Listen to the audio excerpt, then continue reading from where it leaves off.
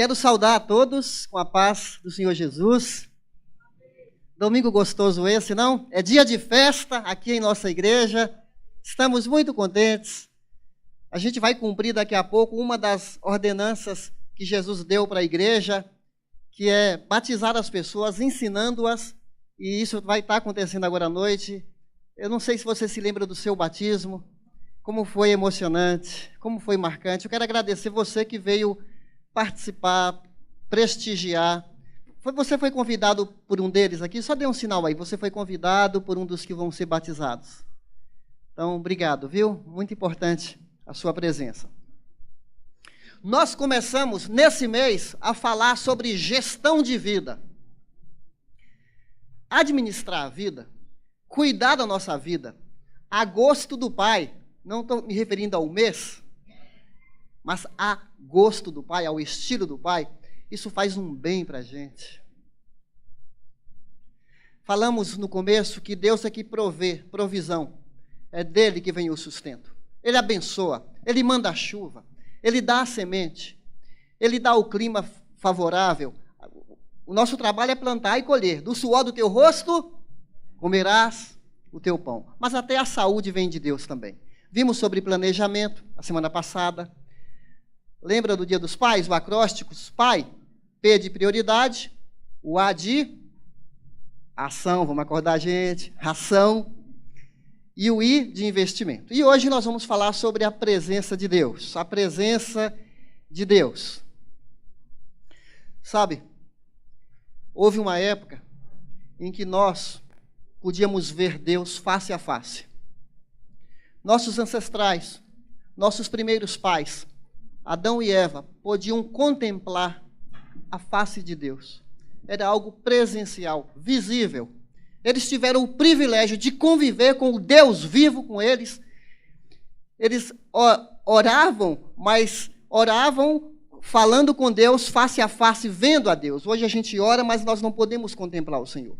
Houve uma ruptura, houve uma quebra, houve uma desconexão do homem com seu Criador. E isso é conhecido como a queda. Q de letra maiúscula, a queda do homem. Foi a maior tragédia da humanidade. Não foram as guerras mundiais, não foram as pestes que se abateram sobre a humanidade, catástrofes. A maior tragédia do ser humano foi dar as costas para o seu Criador.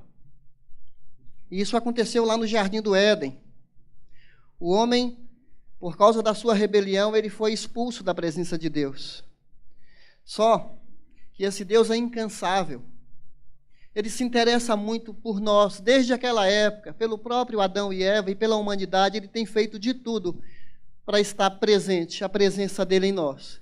Então ele providenciou todos os meios, todos os recursos para vir ao nosso encontro. Quero abrir o slide aí, por favor. Ele fez de tudo. Ele fez de tudo. Você pode ler comigo isso aqui? A presença de Deus é a nossa maior necessidade. Não é dinheiro, não é nem mesmo a saúde, não é uma carreira, por melhor que ela seja. O que nós mais precisamos, que mais faz sentido na vida, é a presença de Deus. Agora, eu não sei o que você entende quando a gente fala assim, a presença de Deus, porque parece algo tão vago, tão genérico, tão geral. Vamos entender um pouquinho o interesse de Deus de manifestar a sua presença na nossa vida. Se a gente entender isso, eu queria tanto dizer para você a importância de você ter a companhia, a vida de Deus em nossa vida. Eu não estou dizendo para você de ir a uma igreja. Tem pessoas que confundem a presença de Deus com algo místico, um objeto, um talismã, algo que representa Deus, que ele até nos proibiu, você sabe disso, não é? O primeiro dos mandamentos é: não farás para ti imagem de escultura ou de qualquer semelhança do Senhor. Está escrito no primeiro mandamento. E Jesus resumiu: amarás o Senhor teu Deus, todo o teu coração, toda a tua alma, todo o entendimento e todas as tuas forças. Porque Ele quer ser central na nossa vida. Olha isso aqui. A presença de Deus cada vez mais perto. A presença de Deus no Antigo Testamento. Abraão e Sara. Deus disse para esse casal: anda na minha presença. Abraão e Sara, andem na minha presença. Andem na minha presença e sejam íntegros. Isso está em Gênesis 17, versículo 1. Andar na minha presença, mas não depende de você. Você vai depender da minha presença, não das suas forças. Deus não falou de regras, de leis. Ele falou: anda comigo. Eu quero andar com você. Eu não desisto de você. Eu estou fazendo algo tão panorâmico, tão rápido. Abraão e Sara se multiplicaram, foram morar no Egito. E lá debaixo da tirania de um faraó, Deus os tirou através de Moisés. E quando eles saíram do Egito, lá no deserto, adoraram um bezerro de ouro, se desviaram rapidamente do Senhor, se curvaram a uma imagem parecida com os deuses egípcios. Quer dizer, tiraram aquele povo do Egito, mas precisava tirar o Egito de dentro do coração daquele povo. É igual acontece conosco, quando a gente conhece a Cristo. A gente sai do mundo, e Deus está trabalhando para tirar o mundo de dentro da gente, porque a gente é muito apegado a tanta coisa. E lá, depois que fizeram esse bezerro de ouro, e sabe, você fala assim: bezerro de ouro, eu jamais seria capaz de fazer isso. Idolatria é qualquer objeto ou pessoa em que nós nos apegamos para ter segurança. Olha isso aí. Nós temos bezerros de ouro hoje. Qualquer coisa, seja pessoa, seja objeto, que nós nos apegamos para ter naquele objeto, naquela pessoa, satisfação. Ídolo é como algo que a gente coloca em nossos olhos que nos atrapalha de contemplar a Deus. Então Deus falou: eu não vou mais com o povo. Falou para Moisés: eu não posso seguir esse povo que não quer saber de mim. Olha a resposta de Moisés: se a tua presença não vai comigo, não nos faça sair desse lugar. Olha que amor, que interesse que Moisés tinha. E Deus falou: vou mandar um anjo. Não, Senhor, eu quero o Senhor. Tem gente que busca Deus através de terceirização, através de intermediários, sejam seres humanos que já morreram, santos, depende até de um líder religioso para chegar até Deus. Moisés queria o Supremo. Você também deseja que Deus seja o maior, o lugar maior na nossa vida? O que a gente mais precisa é a bondosa mão de Deus na nossa cabeça. Aí Deus pede para eles fazerem um santuário, um tabernáculo no deserto. Tabernáculo.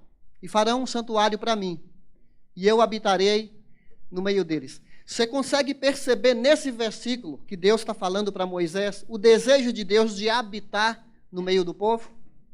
Você já ouviu falar do tabernáculo? Quem leu aí o Antigo Testamento sabe que era uma tenda muito bela, muito bonita. E não dá para eu falar aqui os detalhes. A própria cor ali, a cor branca e vermelho ali nas colunas, já simbolizava Jesus, aquele que era puro, aquele que derramaria o sangue dele por nós. E tem todo um ritual. O tabernáculo era um conjunto de retratos de Jesus. Era um preparo que um dia ele chegaria. Então esse tabernáculo era o desejo de Deus. E dentro desse tabernáculo, você está vendo ali uma nuvem. Essa nuvem guiava o povo. Quando a nuvem parava, o povo parava. Quando a nuvem levantava, era para o povo se preparar para sair. E à noite tinha uma coluna de fogo. Era Deus querendo estar de perto, instruindo, orientando, para que o povo seguisse o caminho do Senhor. Ainda hoje, Deus deseja guiar você. Ele o faz através da Bíblia, lá no seu quarto, quando você sozinho vai direto para Ele. Jesus falou em Mateus 6, busque o Pai, lá no seu canto. Lá você sozinho, você pode invocar Deus, você pode orar, você pode conversar com o Senhor. Mas isso aqui mostra o interesse de Deus de habitar. Esse tabernáculo vivia ali no meio das 12 tribos. Quando o judeu acordava de manhã, ele olhava para aquele tabernáculo porque simbolizava o centro da vida. Deus era o centro do culto deles. É por isso que o salmista fala quão amáveis são os seus tabernáculos, Senhor dos Exércitos. Um prazer de contemplar o Senhor. Depois vai falar para Josué, assim como eu fui com Moisés, eu fui contigo. Não te deixarei, não te desampararei. Seja forte e corajoso. Foi dito para Josué que vale para nós mesmos. Nos dramas da vida, Deus fala para você, seja forte e seja corajoso. Como eu fui com Moisés, eu quero ser com você também. Olha, Deus nos coloca num patamar, na estatura de grandes homens, que Ele deseja estar conosco. Não mudou. Jesus é o mesmo, Deus é o mesmo, ontem, hoje e eternamente. Não é algo que ficou lá na história no passado. Depois, Davi, olhando para os povos, queria fazer uma casa para Deus. Um lugar fixo de habitação. Deus não ficou muito entusiasmado com essa ideia. Porque Deus não habita em prédios feitos por mãos humanas. Está escrito em Atos capítulo 7. Mas na sua bondade, Ele permitiu que construísse então o templo de Jerusalém. Agora, parece, veja bem, entre aspas, que Deus tinha um endereço fixo, um local para habitar. E a glória de Deus habitava num lugar bem especial, chamado Santo dos Santos, dentro desse templo. E quando Salomão consagrou esse templo, ele orou para que todas as pessoas, em quaisquer lugares que estivessem na face da terra, se orassem na direção de Jerusalém. Ele pede para que Deus ouça as suas orações. Então o templo simbolizava a presença de Deus também lá em Jerusalém. Que já chegaram em Jerusalém, já estavam em Canaã. Gente, esse templo não existe mais. Ele foi destruído no ano 70 da nossa era. E Jesus falou que não ficaria mais pedra sobre pedra, porque esse templo foi substituído. Eu falei a presença de Deus no Antigo Testamento de uma maneira bem panorâmica, mas veja isso aqui, a presença de Deus no Novo Testamento. Aquele que é a palavra, ou Logos, eterno, o Verbo, ele se fez carne e habitou entre nós. O ponto mais importante da revelação bíblica é a chegada de Jesus para estar presencial, habitar entre nós. Jesus não tinha endereço fixo, ele estava nas ruas, nas casas, no templo, junto com o povo, no meio do povo. Jesus era Deus nos visitando, querendo tocar na nossa vida, trazendo uma palavra de alento, trazendo uma palavra de conforto, dizendo, eu estou aqui com vocês, eu proponho para vocês a vida. Tem fatores de morte em sua volta. Há um inimigo que quer te matar, destruir, acabar com você. Há uma crueldade no mundo. Há uma falta de compaixão. Jesus chega para nos trazer de volta para Deus. Todo o Antigo Testamento eram revelações de que um dia Ele chegaria. Deus usou profetas, cerimônias, festas, a Páscoa, por exemplo, objetos dentro do templo, eram sombras, eram sinalizadores. Finalmente, Ele nos visitou. Jesus de Nazaré, com a sua presença, chegou até nós. E a Bíblia fala que nós vimos a sua glória como a glória do Pai, cheio de graça e de verdade. E Hebreus confirma isso, havendo Deus outrora falado muitas vezes, de muitas maneiras, aos pais, pelos profetas, agora, ultimamente, nos falou através do Filho, Filho com letra maiúscula. Jesus é o cumprimento das promessas do Antigo Testamento, ele é conhecido como o Emanuel, presença, Deus conosco. Isso significa um dos nomes de Jesus. Jesus veio para morrer por nós, para nos unir, pagou um preço caro com a própria vida, para nos perdoar e nos reconectar. Lembra da ruptura, da queda? Jesus é aquele que veio trazer a reconciliação nossa com Deus. Só que Jesus ia se despedindo dos seus discípulos, dos seus apóstolos, E ele falou, mas eu não deixarei vocês órfãos, eu não deixarei vocês a sós. Eu voltarei na pessoa do Espírito Santo. O Espírito Santo, o Consolador, ele virá em meu lugar. E aí vimos a presença de Deus, a vinda do Espírito Santo. Jesus que disse essas palavras, o Pai lhes dará outro conselheiro para estar com vocês para sempre. O Espírito da verdade. O mundo não pode recebê-lo, porque não o vê nem o conhece. Mas vocês o conhecem, pois ele vive, no sentido de habitar, com vocês e estará em vocês. Não somente em nossa volta, mas dentro de nós. A presença de Deus, o Espírito é o Pai, é o Filho e o Espírito Santo.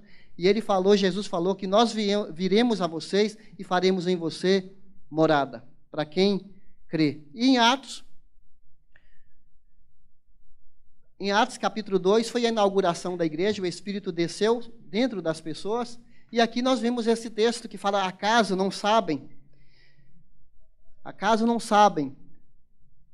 que o corpo de vocês é o santuário, o templo do Espírito Santo, que habita, olha a presença de Deus, habita em vocês, que lhes foi dado por Deus e que vocês não são de si mesmos. Você não pertence a você. Veja bem como você cuida desse corpo. Quando você crê em Jesus, quando você destrona, tira o eu do comando, e Deus passa a morar dentro de nós, nós não mais nos pertencemos. Ele está no comando. Ele dirige a nossa vida. Foi para isso que ele veio. Que responsabilidade, gente. Sabe, tinha uma época que eu pensava que eu tinha encontros com Deus. Eu ia à igreja, saía, fiz minha parte, minha obrigação. Deus está lá na igreja. Tchau, Deus, a gente se vê domingo que vem. Não sei se você já teve essa noção tão pequena, tão minúscula, de andar com Deus. Deus não habita em prédios, esse prédio é importante para nós.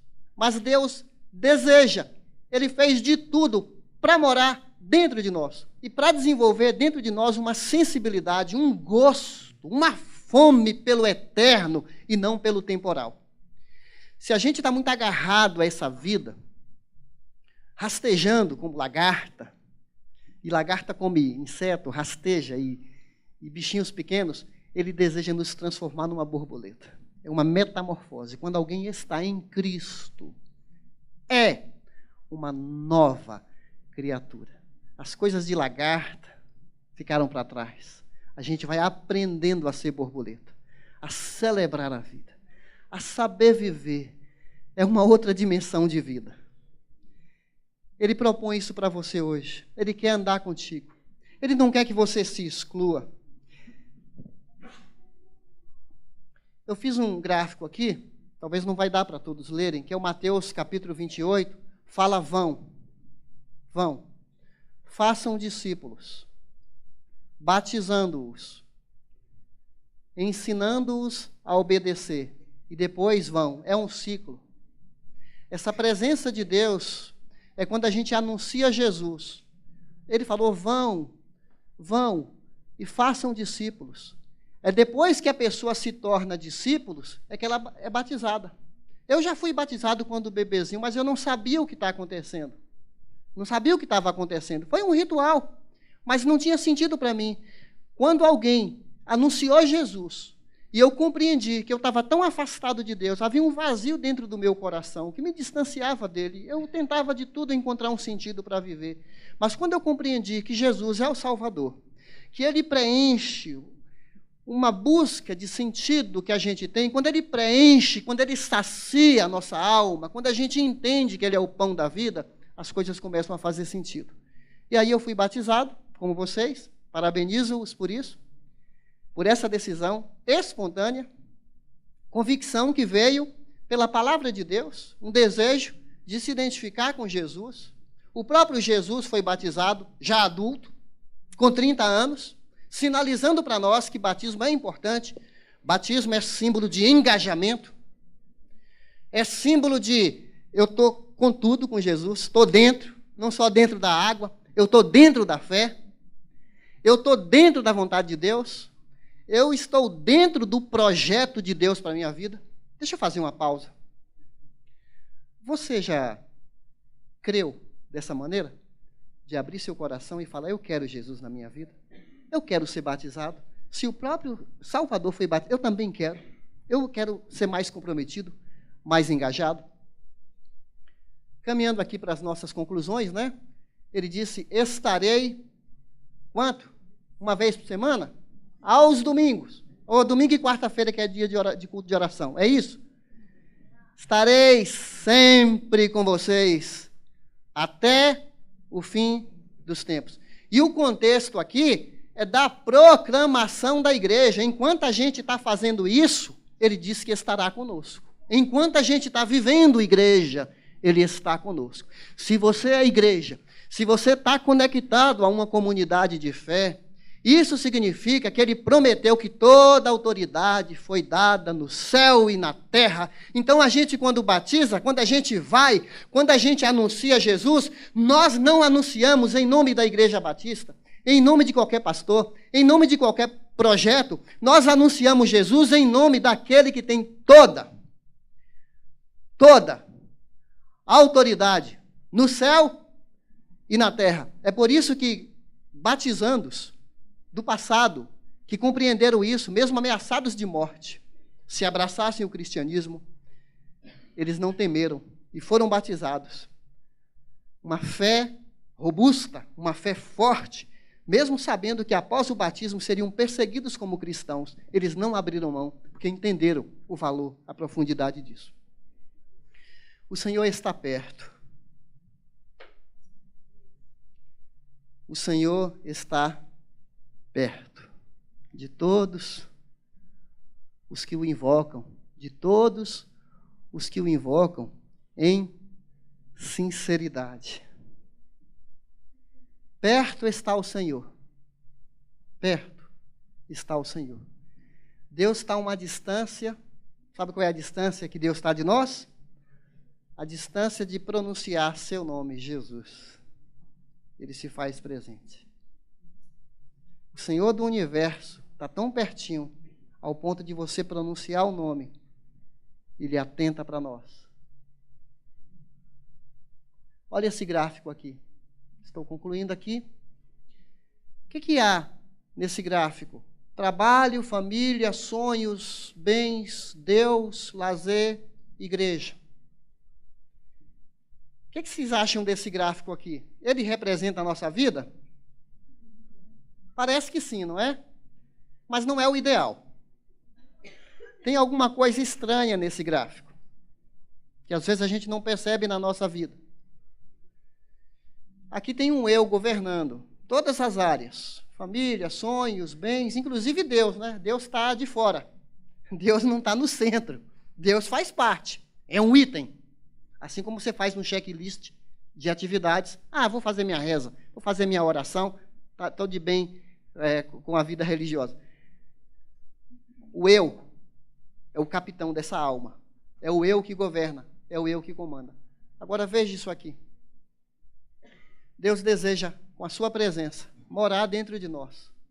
Está no centro do nosso comando. Nós não conseguimos cuidar tão bem da gente. Talvez você tenha entrado em labirintos. Talvez você tenha se prejudicado de várias maneiras, porque nós somos fracos. Nós temos uma natureza perversa dentro de nós que nos faz fazer coisas que nós nem gostaríamos. E depois bate um arrependimento. O que eu fui fazer com a minha vida? O que está acontecendo comigo? Facilmente a gente entra em desarmonia com a gente mesmo. De vez em quando a gente precisa orar, Senhor, livra-me de mim, porque esse meu eu me dá muito trabalho. Quando a gente coloca o comando da nossa vida, aos pouquinhos, ele vai nos restaurando e vai nos dando sentido para viver. Por último, meus irmãos,